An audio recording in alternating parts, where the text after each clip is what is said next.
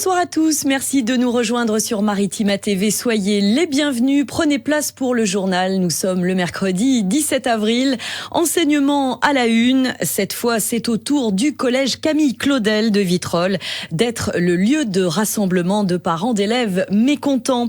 En cause, un jeu de chaises musicales concernant les chefs d'établissement des collèges Henri Bosco de Vitrolles, Georges Brassens de Marignane et donc Camille Claudel. Il serait compliqué de vous le détailler ici, mais à la fin, c'est bien Claudel qui est le grand perdant puisque ce collège classé en zone REP, comprenait réseau d'éducation prioritaire, se retrouve dirigé à mi-temps par le principal du collège Brassens de Marignane. Une situation qui inquiète les parents, d'autant que les troubles se multiplient dans l'établissement. Reportage sur place de Michel Montagne.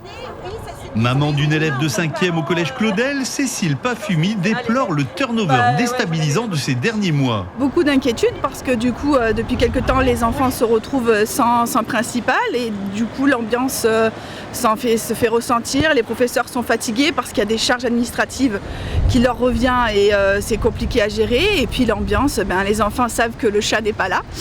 Donc ils peuvent profiter un petit peu et l'ambiance se dégrade. Il y a plus de bagarres, plus d'énervement et moins de choses qui sont gérées. Le harcèlement scolaire, malheureusement, on y fait face tout au long de l'année. C'est pas spécifiquement en cette période-là, d'où l'importance qui est un principal à temps complet pour gérer ce genre de situation. Sabrina Schouter est bien placée pour constater une dégradation progressive au sein du collège Claudel, puisque son fils y est scolarisé en 5e, alors que sa fille aînée l'a quitté l'année dernière. Effectivement, quand ma fille était au sein de cet établissement, tout se passait très bien parce qu'on avait tout simplement un proviseur à temps complet qui gérait l'établissement en plus d'une main de fer, donc c'était très bien. Là, mon fils est en 5e, j'ai peur pour la suite et je m'inquiète pour les 2 années qui lui restent, sachant que j'ai appris encore ce matin que la CPE était absente et qu'il y a eu des violences au sein de l'établissement, des bagarres encore ce matin. Donc il faut vraiment qu'on s'en préoccupe. Et c'est pour ça que je suis là aujourd'hui. Sans oublier un timing peu approprié puisqu'on entre dans la préparation du BEPC ainsi que dans la période sensible des choix d'orientation. Bénévolat et solidarité à présent. Sachez que la ville de Martigues organise demain une soirée pour remercier les bénévoles de l'opération Martigues Solidaire. Cette grande collecte au profit des associations de solidarité martégale qui s'est tenue en février dernier pour la 7e année consécutive. Avec concert de Camille Lelouch, souvenez-vous, à la clé sous la halle. Un beau succès cette année puisque 9 tonnes de denrées non périssables ont été récoltées contre 7 en 2023. L'occasion de partager un retour d'expérience demain à 17h30. Ça se passera à la Maison de la Vie Associative dans le quartier de Lille. Martigues toujours avec la présentation très attendue du projet final de la place des Airs à Ferrières. La requalification de cette place avait fait grand bruit. On vous en avait parlé dans la Venise provençale, notamment à cause du parking que les habitants et commerçants souhaitaient garder. Si ce dernier reste, d'autres aménagements devraient voir le jour. Et pour les découvrir, les Martégots avaient donc rendez-vous ce soir à la Maison du Tourisme pour présentation de ce projet finalisé, compte rendu dans notre prochaine édition. Perturbations en vue à l'occasion des travaux de démolition des 2 bâtiments de Notre-Dame des Marins évacués en septembre dernier pour cause de fissures durant 2 jours, dès lundi 5h du matin et jusqu'au mardi, jusqu'au lendemain à 21h. La circulation sera donc fermée aux véhicules et aux piétons sur l'avenue Francis Turcan. Déviation pour rejoindre la 55, interdiction de stationner sur le parking du gymnase d'Ilorto et l'allée Montaigne. Prenez donc vos précautions. Toutes les indications sont à retrouver sur notre site maritima.fr. À Port-de-Bouc, c'est réunion publique ce soir à Gagarine sur le contournement autoroutier de la RN 568. Un projet attendu depuis longue date autour de cette artère principale qui traverse Martigues et Port-de-Bouc. Un trafic dense, 70 000 véhicules par jour, dont 10 000 camions transportant notamment des hydrocarbures. L'enveloppe budgétaire nécessaire à la réalisation du projet s'élève à près de 200 millions d'euros. Il manque un quart du financement pour clôturer le projet. Pour prendre connaissance du dossier, interview du maire de Port-de-Bouc, Laurent Belsola, sur notre site maritima.fr. Le Le plus puissant parc solaire du département se trouve à Istres. Et oui, l'inauguration du parc photovoltaïque d'Artillerie a eu lieu hier. Grâce aux 100 000 panneaux solaires installés, il pourra produire chaque année 86 200 mégawatts et couvrira ainsi les besoins en électricité de 39 000 habitants, soit la quasi-totalité de la population istréenne. On s'intéresse au devoir de mémoire dans ce journal à travers une action pédagogique menée récemment dans un lycée de la région autour du convoi. Le convoi 71, convoi de déportation des Juifs de France pendant la Seconde Guerre mondiale, dont ont fait partie Simone Veil, sa mère Yvonne Jacob et sa sœur Madeleine. Reportage au lycée Simone Veil, justement dans le 13e arrondissement de Marseille, avec Adrien Etiamble. Enfant d'Isieux assassiné. Jean-Claude Benguigui, 5 ans, enfant d'Isieux assassiné.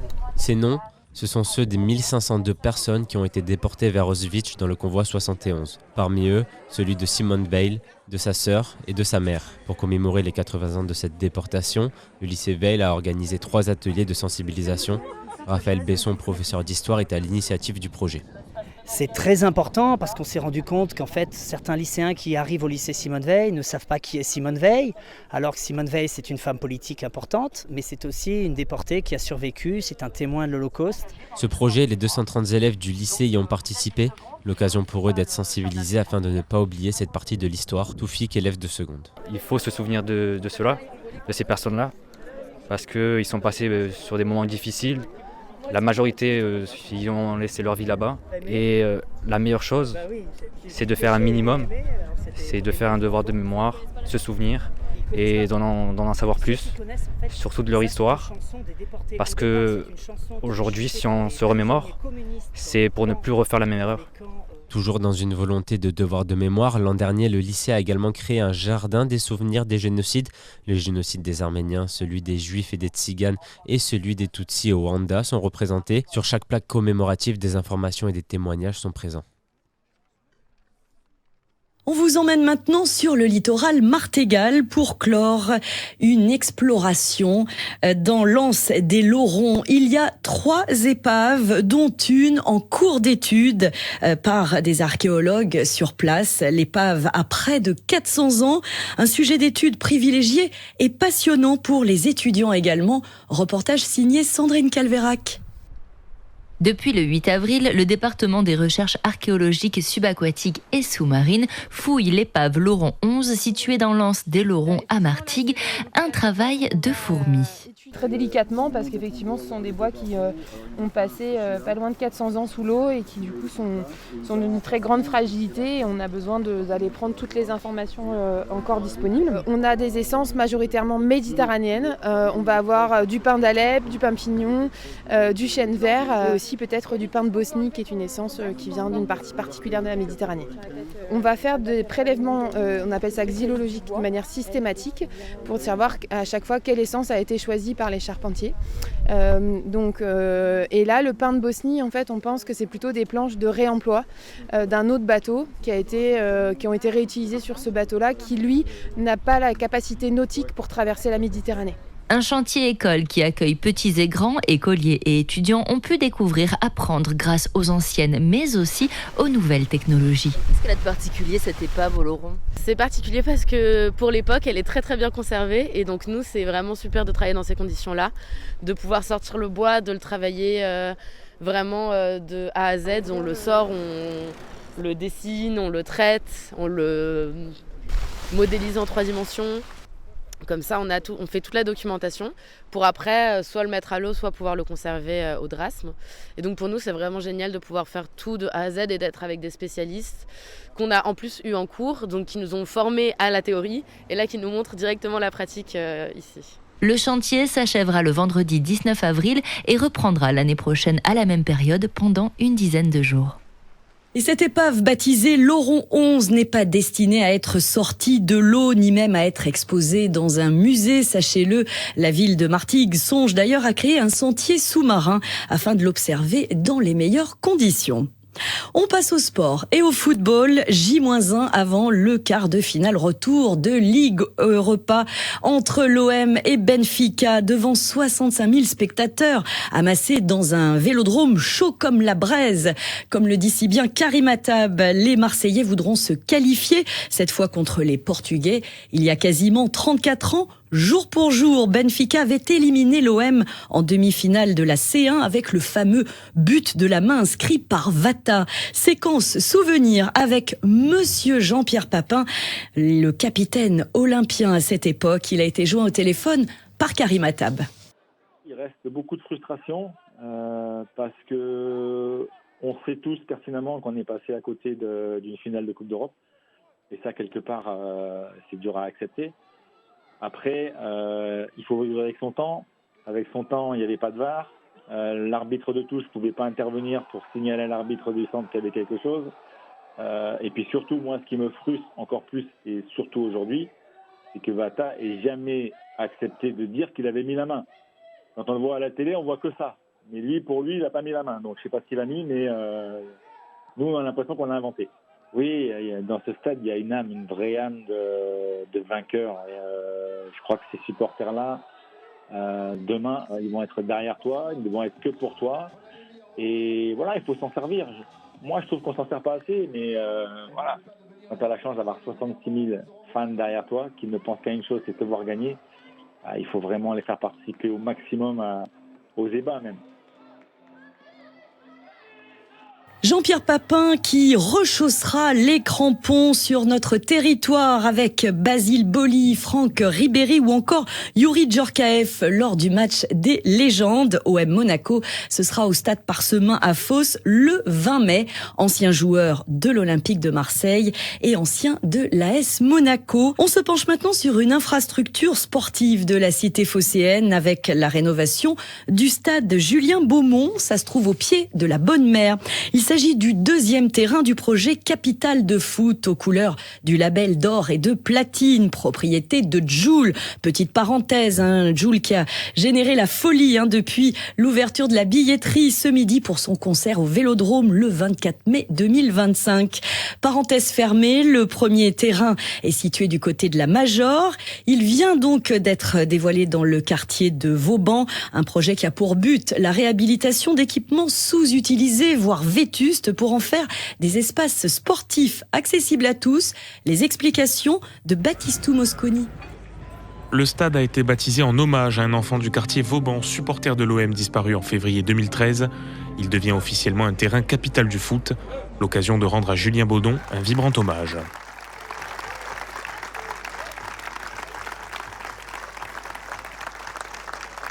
Le terrain a été décoré à l'effigie du rappeur Jul. Tout cela a été réalisé par la mairie du 6-8, la fondation 13e Homme et l'association We Are Étendard. Olivia Fortin, maire de secteur, affiche pleinement sa satisfaction. Et ce stade, aujourd'hui, il est à nous, il est aux habitants de Vauban. Et ce stade, c'est plus que de la peinture, c'est plus qu'un décor. C'est aussi tout un projet qui va pouvoir vivre autour de cet équipement nouveau et rénové. C'est un projet social parce que nous allons pouvoir proposer à nos enfants beaucoup d'occupations sportives, beaucoup de cours de sport et aussi des moments de musique. Donc c'est tout un projet complet qui va pouvoir s'articuler autour de ce nouvel équipement. On en est très heureux. Pour Pablo Longoria, le président de l'Olympique de Marseille, le projet social a une importance capitale. C'est surtout la participation entre tous les différents acteurs dans la ville et avec le niveau d'engagement autour de notre fondation. C'est surtout la force du dynamisme, la force aussi de la volonté de vouloir rénover. On est ouvert à beaucoup de possibilités, ce sont des projets qu'on partage naturellement avec notre fondation et dans lesquels on est très content. Désormais opérationnel, le terrain accueillera des activités sportives et culturelles dispensées par 13e Homme et We Are Étendard, ainsi que des associations locales tout au long de l'année. Attention, vous êtes prêts ? 3, 2, 1... Allez l'OM et vive Marseille ! Désormais opérationnel, le terrain accueillera des activités sportives et culturelles dispensées par 13e Homme et We Are Étendard, ainsi que des associations locales tout au long de l'année. Compte à rebours lancé, plus que 100 jours, un chiffre qui sonne bien avant le début des Jeux Olympiques. Et pour l'occasion, nous lançons notre podcast, le tout premier du nom, des étoiles dans les Jeux. Chaque semaine, vous aurez le plaisir de découvrir le portrait d'un athlète ou d'un para-athlète des Bouches-du-Rhône qui se dirige justement vers Paris 2024. Pour le premier numéro, notre reporter Joey Temple s'est intéressé au beach volley avec un petit prodige de 2,03 m, Théo Rotard. Le jeune athlète de 19 ans est originaire de la Couronne à Martigues et il est champion du monde des moins de 20 ans. Pour faire sa connaissance, rien de plus simple, foncez sur notre site maritima.fr. On termine par du ciné, comme tout bon mercredi qui se respecte, avec la sortie en salle de Civil War, un film choc signé Alex Garland avec Kristen Dunst, qui s'alarme sur l'effondrement de l'ordre public aux États-Unis. Il est en tête du box-office nord-américain depuis son premier week-end d'exploitation. Il était proposé en avant-première au Pâté Plan de Campagne. Retour sur les réactions au micro de Jeff. Citoyens d'Amérique, ceux de l'Alliance de Floride et des forces de l'Ouest du Texas et de Californie doivent être informés qu'elles pourront réintégrer les États-Unis à la seconde où leur gouvernement sécessionniste illégal sera renversé. C'était sympa le contraste avec ce qui peut-être se vit aujourd'hui, le côté politique qui mène à la guerre civile et ça, c'est intéressant, le côté photographie, tout ça. Vous ne savez même pas de quel bord ils sont. Il y a des mecs qui essaient de nous tuer. Et nous aussi, on essaie de les tuer. Ah, balèze. Franchement, ouais, c'est... Le titre et l'affiche vous font croire un gros blockbuster bourrin. C'est pas du tout ça, on est plus proche d'Oliver Stone. Et ravi de revoir Kristen Dunst à l'écran. Et... Non, très très efficace. On peut pas trop spoiler le film, mais... Non. Ça donne à réfléchir quand même. Ouais. Voilà. Mais vraiment un très très bon film, très efficace. Et loin du gros blockbuster qu'on peut imaginer quoi. Qu'on peut imaginer, c'est pas du tout du Roland Emmerich ni du Michael Bay, c'est un vrai film d'auteur mais d'action. Quoi. Voilà. C'est vrai. À voir vraiment.